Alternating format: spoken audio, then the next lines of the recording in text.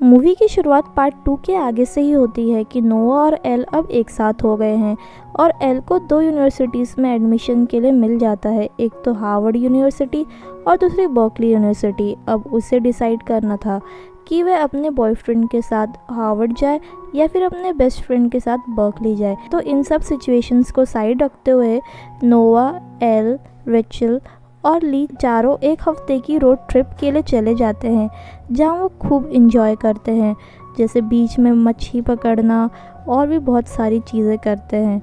वहीं अभी भी उसको यूनिवर्सिटी से एडमिशन के लिए कॉल आ रहे थे, पर वह उन्हें साइड में रख रही थी और ऐसे करते करते उनके एक हफ्ते बीत जा और जब वो रोड ट्रिप एंड हो जाती है तो एल अपने खर्चों के लिए एक पार्ट टाइम वेट्रेस का जॉब करने लग जाती है। वहीं उसे नोआ बोलता है कि अगर वो हार्वर्ड आ जाएगी तो हम दोनों एक साथ फ्लैट में शिफ्ट हो जाएंगे।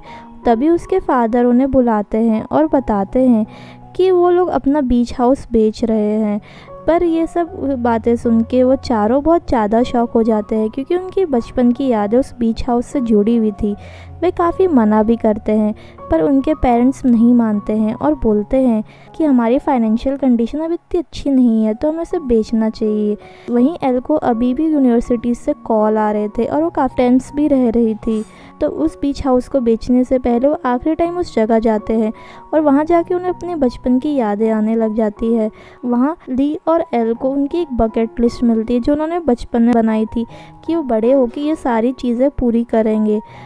तो जब वो बकेट लिस्ट दिखती है तो एल को एक आइडिया आता है और वह हार्वर्ड के लिए अप्लाई कर देती है और बर्कली को कैंसिल कर देती है। ये बात सुनते ही नोआ बहुत ज़्यादा खुश हो जाता है, पर ली वहीं जाके बहुत ज़्यादा सैड हो जाता है, क्योंकि उसने दोस्ती का एक और रूल तोड़ा हुआ था कि उसे हमेशा बेस्ट फ्रेंड वाले स्कूल में ही जाना है। पर कैसे भी करके एल ली को मना लेती है और बोलती है कि हम जाने से पहले एक साथ ये बकेट लिस्ट कंप्लीट करेंगे। और वह बोलती है कि जब तुम बर्कली शिफ्ट होगी तो मैं 1 महीने तुम्हारे साथ रह लूँगी।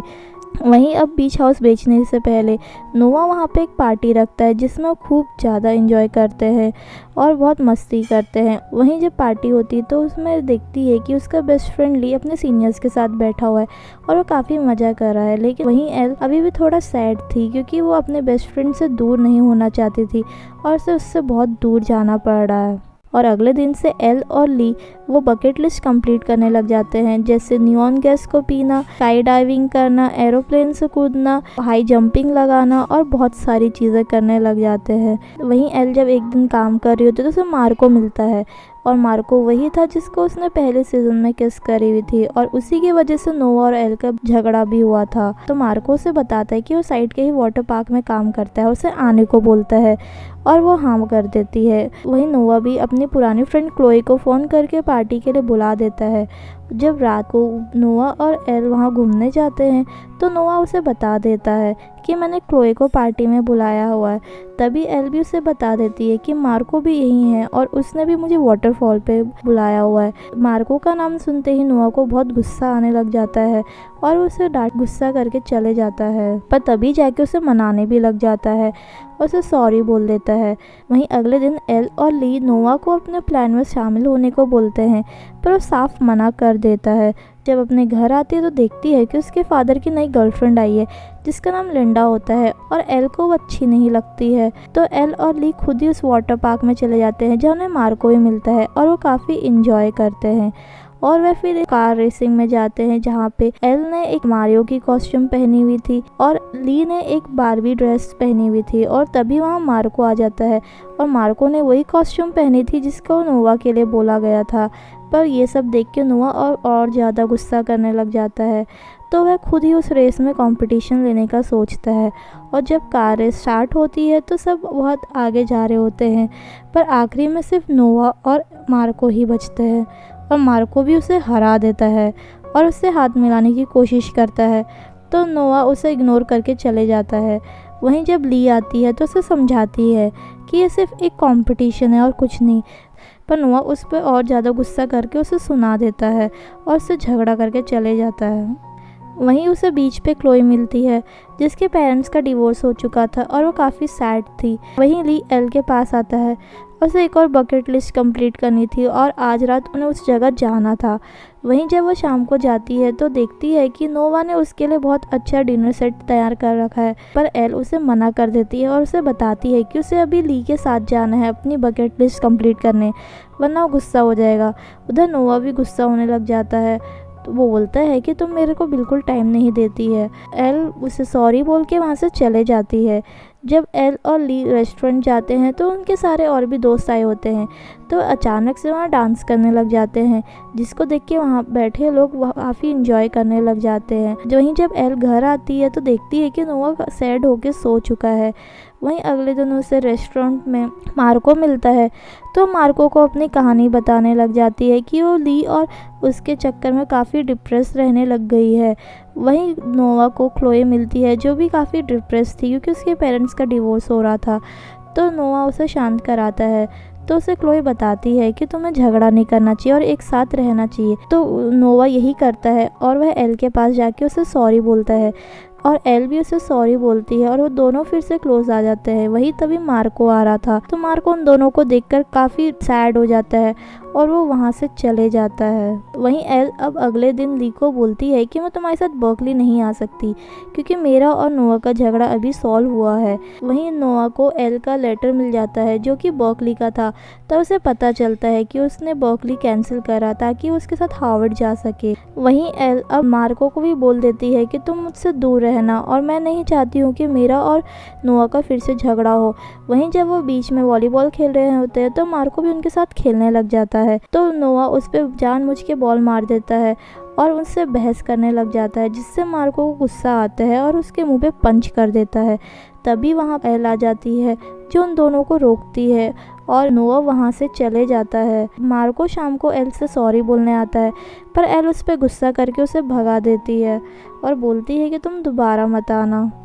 वहीं शाम को जब एल अपने घर जाती है कि फादर की गर्लफ्रेंड आई होती है और एल को गुस्सा आ रहा होता है, तो सबके सामने ही उसकी बेइज्जती करने लग जाती है और ये बातें सुन के उसके फादर को बहुत गुस्सा आता है और उसके फादर उसे सुनाने लग जाते हैं कि मैं 6 साल से अकेले ही तुम दोनों की परवरिश कर रहा हूँ, अब मैंने ऐसा कुछ करा नहीं है, और उसको डांटने लग जाते हैं। और ये सब बातें सुन के एल को समझ में आता है कि वो खाली में उन दोनों की वजह से डिप्रेशन में हो रही है। तो अगले दिन जाके ली को सॉरी बोल देती है और अपने फादर को भी सॉरी बोल देती है। और जब वह नोआ को सॉरी बोलने जाती है तो उसे पता चलता है कि नोआ तो घर पे है ही नहीं और वो बिना बताए गया हुआ है। तो एल को पता था कि वो कहाँ होगा और वो उसके सीक्रेट प्लेस पे चले जाती है। वहाँ पे उसे जाके वो सॉरी बोलती है, पर नोआ यहाँ एक और डिसीजन लेता है और उसे ब्रेकअप कर लेता है। ये बातें सुन के एल बहुत ज़्यादा शॉक हो जाती है और वो कैसे भी करके खुद को कंट्रोल करती है और वहाँ से जाने लग जाती है। जब वह जा रही होती तो उसे याद आता है कि उसे एक और बकेट लिस्ट कंप्लीट करनी थी, पर जब तक वो वहाँ पहुँचती है तो वो लेट हो जाती है और जिस पे वहाँ जाते ली उसे बहुत गुस्सा करता है और उस पर मुँह फुलाने लग जाता है। तो एल उसे बोलती है कि तुम दोनों की वजह से मैं कुछ भी नहीं कर पा रही हूँ, कभी नोआ गुस्सा हो जा रहा है तो कभी तुम गुस्सा हो जा रहे हो, और अपना सारा गुस्सा उस पर निकालने लग जाती है और वहाँ से चले जाती है। वहीं अगले दिन ली की मदर एल से मिलने आई होती है क्योंकि वो भी उनकी बहुत अच्छी दोस्त होती है और वह उससे पूछती है कि तुम करना क्या चाहती हो, कौन सी यूनिवर्सिटी जाना चाहती हो और क्या फ्यूचर करना चाहती हो, पर उसे तो कुछ पता ही नहीं होता है। वो तो बस उन दोनों की वजह से उस यूनिवर्सिटी में जा रही थी। तो उसकी मदर समझाती है कि तुम्हें वही करना चाहिए जो तुम्हारा दिल करता है, अब उसे समझ में आता है। तो अब जाके अपने फादर से सॉरी बोल देती है, ली से भी सॉरी बोलती है और वो बीच हाउस छोड़ के अपने घर चले जाती है। अब वो डिसाइड करती है कि उसे गेम डिज़ाइनिंग में कोर्स करना चाहिए क्योंकि उसका इंटरेस्ट उसी में है। वहीं वो जाते हुए ली की माँ को एक गिफ्ट दे देती है। जब नोआ को पता चलता है कि वो ना हार्वर्ड आ रही है ना बर्कली आ रही है, वो अपने गेम इंस्टीट्यूशन के लिए जा रही है, तो काफ़ी खुश हो जाता है कि वो खुद का डिसीजन खुद से ले रही है और किसी और पे डिपेंड नहीं हो रही है। वहीं अब नोआ भी हार्वर्ड चले जाता है और ली भी बर्कली। वहीं एल का सिलेक्शन के लिए उसे बुलाया जाता है, तो वो इंटरव्यू में पास हो जाती है और वो एक गेम डिज़ाइनर बन जाती है। वहीं फिर हमें 6 साल आगे का सीन दिखाई देता है कि एल और ली अभी भी बेस्ट फ्रेंड है और रेचल भी उनके साथ ही है और अपने पुराने स्कूल में जाते तो काफ़ी देखकर हैरान हो जाते हैं कि उन्होंने जो किसिंग बूथ स्टार्ट करा था वो अभी तक चल रहा है।